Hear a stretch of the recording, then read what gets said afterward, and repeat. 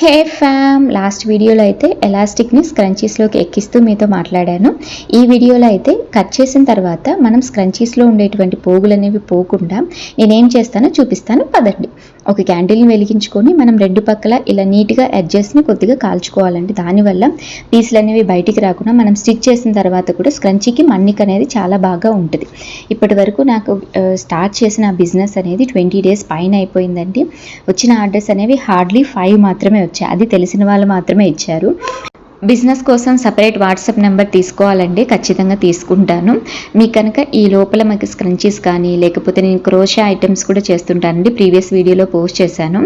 కావాలనుకుంటే ఈ YouTube comment సెక్షన్లో చెప్పండి. లేదంటే సేమ్ నేమ్తో సుహాస్ కార్నర్ నేమ్తో నాకు ఇన్స్టా పేజ్ కూడా ఉంది, అందులో మీకు డిఎం చేసినా కూడా మీకు ప్రైజ్ మిగతా విషయాలన్నీ చెప్తానండి. స్క్రంచీస్ ప్రైజ్ ఆల్రెడీ లాస్ట్ వీడియోలో చెప్పాను. వీడియో చూడకపోతే చూడండి. ఈ వీడియో చూసినందుకు thanks for watching. Bye bye.